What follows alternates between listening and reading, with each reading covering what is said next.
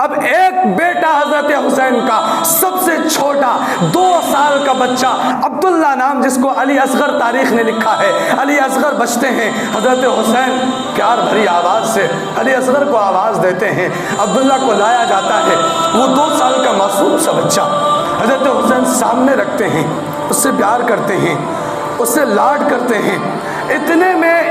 ظالموں کے لشکر سے ایک شخص نکلتا ہے جس کا نام ابن الموکر، اس کم بخت نے ایک تیر چلایا اور وہ تیر حضرت حسین کے معصوم بیٹے کے یہاں آ کر لگتا ہے،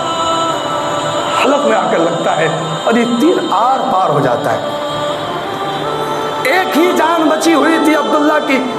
2 سال کا معصوم بچہ، حسین کے سامنے وہ آخری بچہ تھا جس کو آخر میں شہید کر دیا گیا۔ حضرت حسین نے اس کے خون کو اپنے لب میں اٹھایا اور اللہ کے سامنے فریاد کی، اللہ یہ میرا آخری فرزند جو تیرے دین پر شہید ہوا ہے، تو گواہ رہنا، اور تیرا حبیب مجھے لینے کے آیا ہے، اب میری آخری باری ہے۔